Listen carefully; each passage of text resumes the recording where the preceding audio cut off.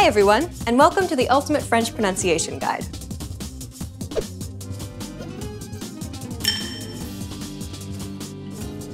In this lesson, you'll learn the top 5 French pronunciation mistakes to avoid. These are common mistakes that French learners tend to make, so pay close attention and make sure that you don't make these same mistakes too. Are you ready? Then let's get started. Number 1. Mispronouncing the French R.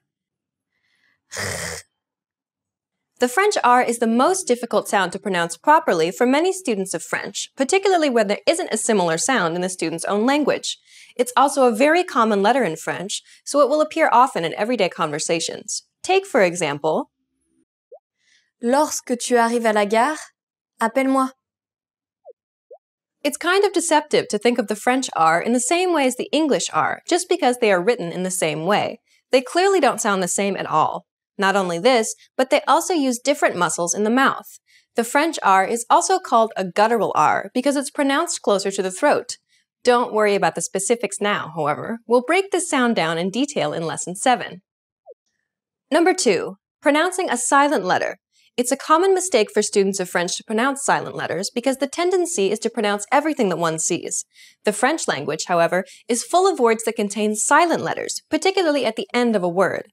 It is in fact more common for a French word to have a silent letter than none at all. Take, for example, Je vais pêcher au port. Did you catch the silent letters in this sentence? Notice how Miley's did not pronounce the S and the T. Listen to it again. Je vais pêcher au port.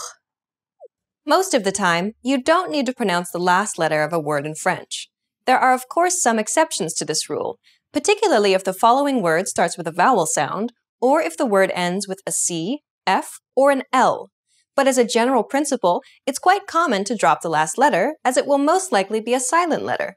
We'll cover silent letters in detail in Lesson 8. Number 3. Aspirated H's versus muted H's. N. Hôpital. Aspirated H's will not allow contractions or liaisons to occur in front of it. For example, laine, la haine. Whereas muted H's will. L'hôpital. Most French H's are of this muted variety. They're not interchangeable either, so their usage will depend on the word itself. This unfortunately means that you'll just have to learn them individually. Next is number 4, contractions in French. Unlike English, contractions are not optional in French. You must always contract words wherever possible.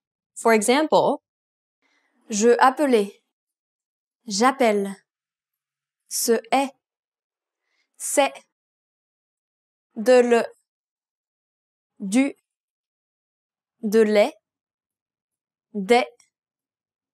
Don't worry about the rules and principles for contractions too much, though, as we'll cover them in detail in Lesson 8.